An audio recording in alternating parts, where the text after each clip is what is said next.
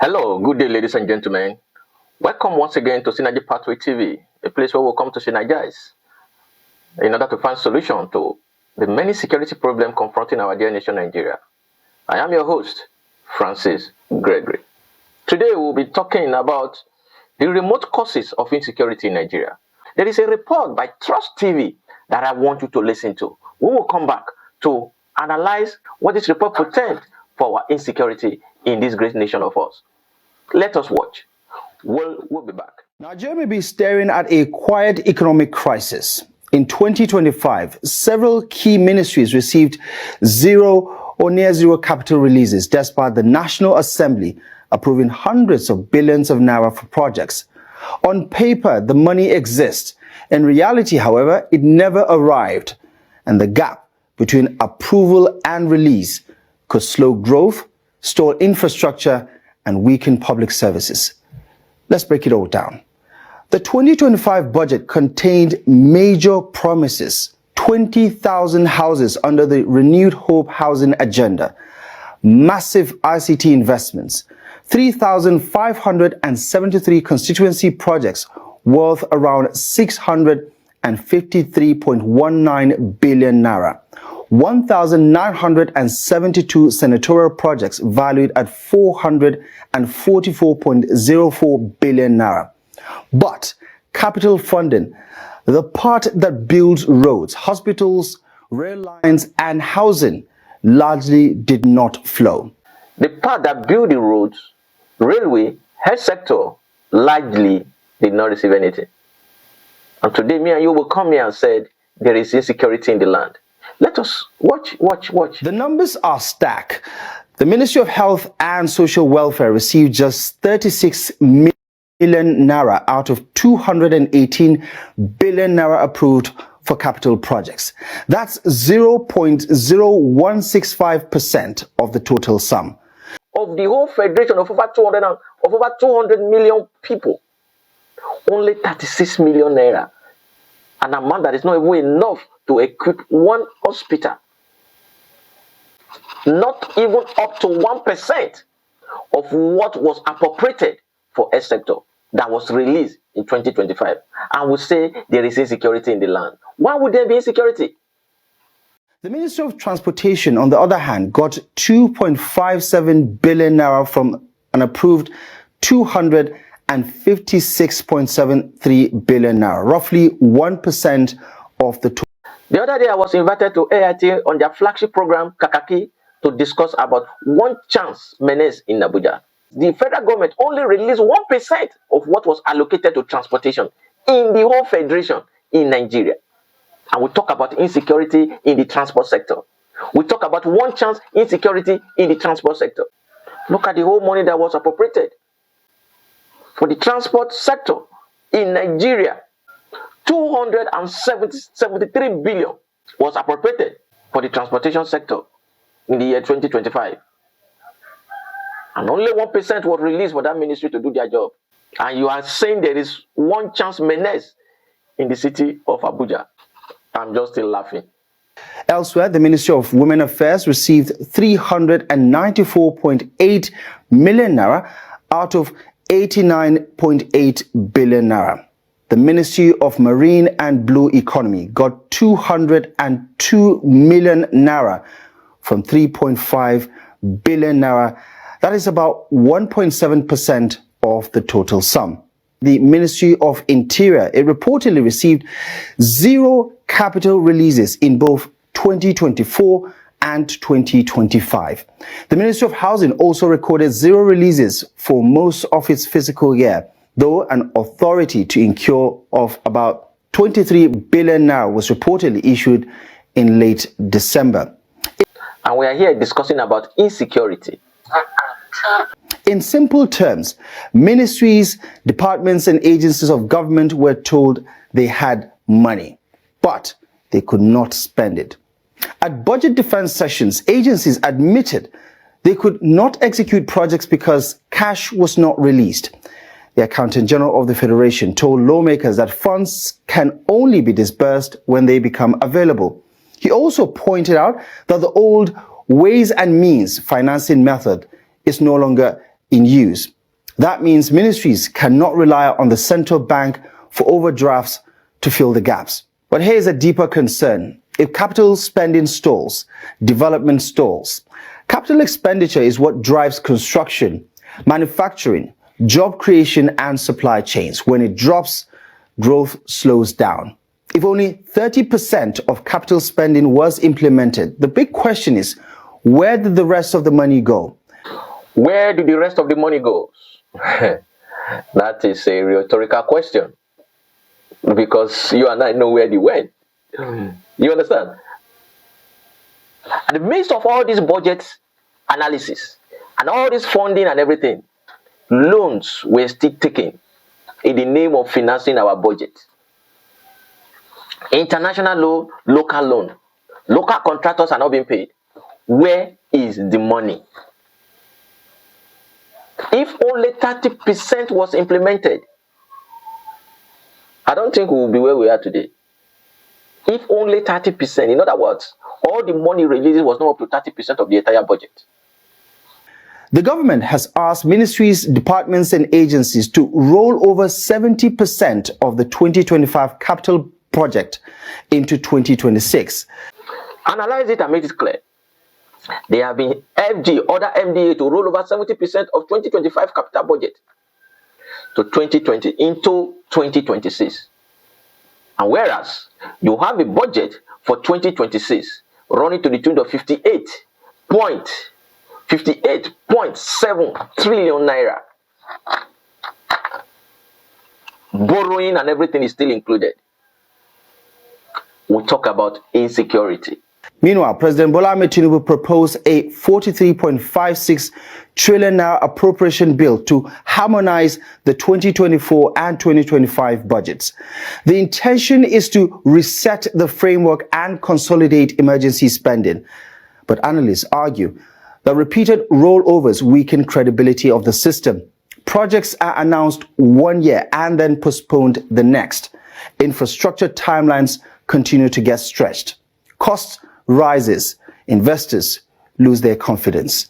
What did analysts fail or forgot to include, or the consequences of this budget not being implemented, of budget non-implementation, not just infrastructural delay, not just investors losing their confidence, it's also increased the insecurity status in the land.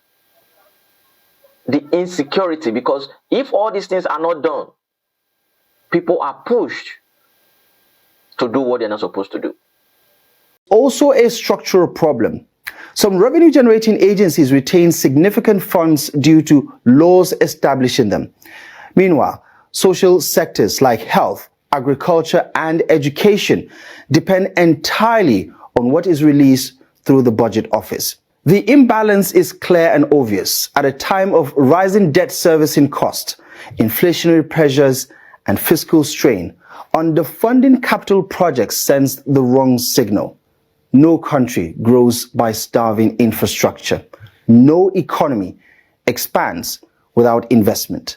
If capital releases continue to lag behind appropriations, Nigeria risks turning its annual budget into accounting exercises instead of development tools.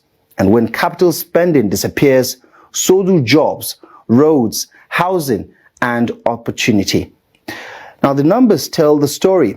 The question is whether policy will change it.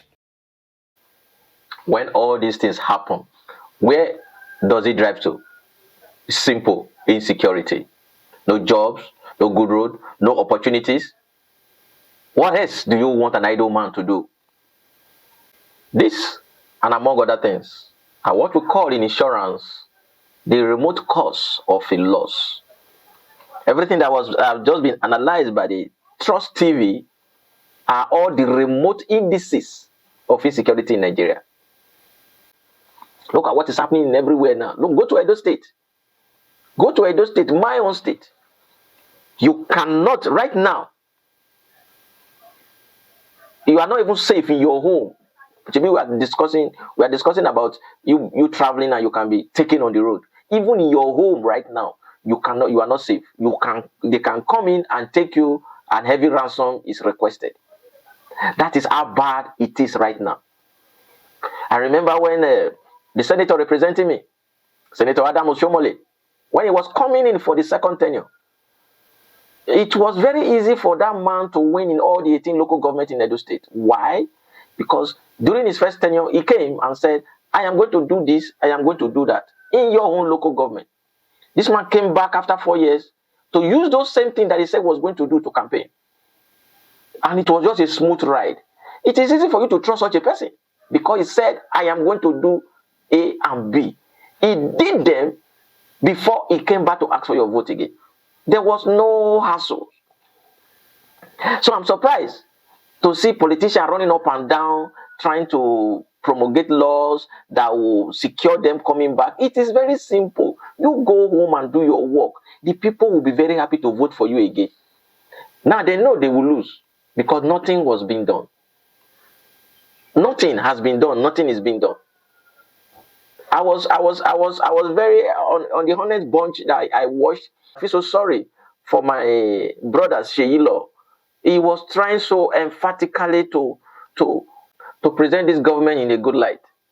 But unfortunately, few hours later, he has to come back to apologize, and I also commend him for that. This is what the government has come into.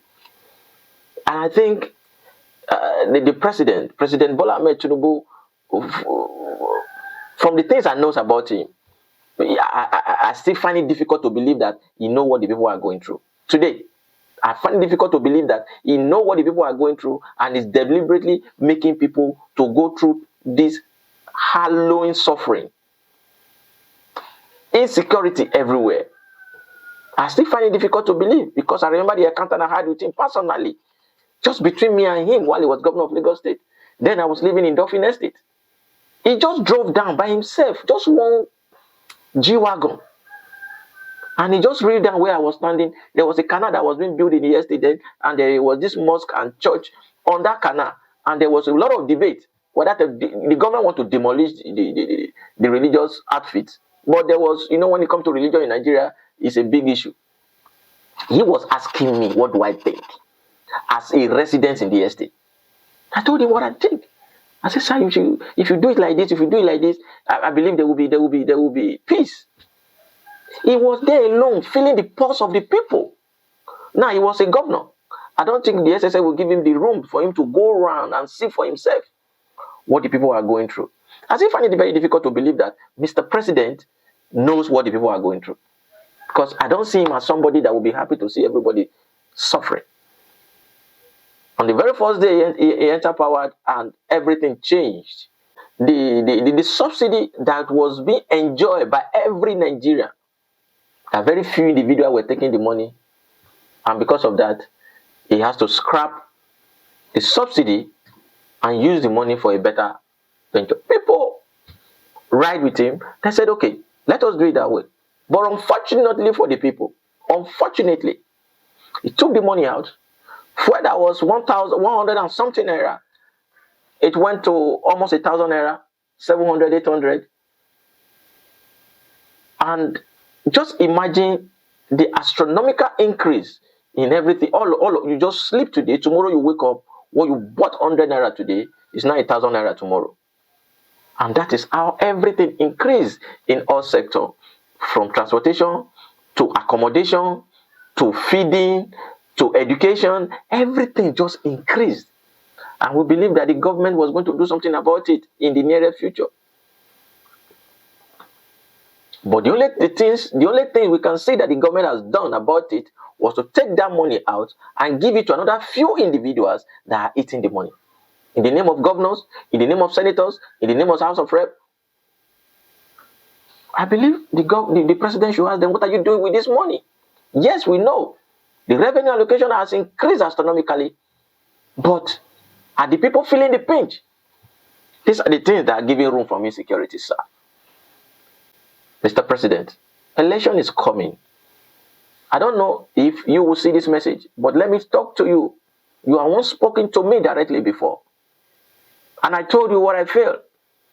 And some of the things I tell you, I saw you implementing them to solve the problem of erosion in Dauphin Estate then. and the canal was channeled into the sea. I know you are somebody that listens. Please, sir, the people are crying. They want you to give them security, which is the primary responsibility of the government. The people are crying. There is no food. The people are crying. There is no job. I was watching a video yesterday of a man and his two sons being beaten mercilessly in the forest by these so-called heartless people. My question is this: what is the crime of that man? What has that man done to warrant that? I was basically shedding tears as I was watching it. He's such an innocent man. Look at the poor kids. They were beating them mercilessly. I believe you must have seen that video. It's so horrible. It's so bad to see. I don't know why the poor people in the villages, the poor people that have nothing to do with the government, are made to be the one paying, sacrificing their life. We don't even know where to start from. Is it Plateau State? Is it Benue? Now it's Ilorin. In fact, as it is now, they have even gone out of waiting for you to travel. They go to your place of worship and just carry as many as they like. The Ramadan is going on. The Christians are also fasting. Please, let us pray for Nigeria. Let the government do the needful, so that our prayers will have effect. God will not come down and do for us what we can do for ourselves. This insecurity was created by us. The solution must be seen, being revealed by us. I want to thank all of you once again for watching my program. Until I come your way again next week, please like, share our programs. Should in case perhaps you want to be on this discussion, you want to have one or two things to say, please DM us. We will come to your place and we will hear your view. As regards insecurity in Nigeria, what do you think should be the solution? Let us keep talking to the government, and we believe the government one day, they will listen and hear the voice of the people. Until we come your way again, please continue being a good Nigerian. Security is everybody's business. When you see something, say something. Learn to watch your back and learn to watch your neighborhood. Thank you and God bless.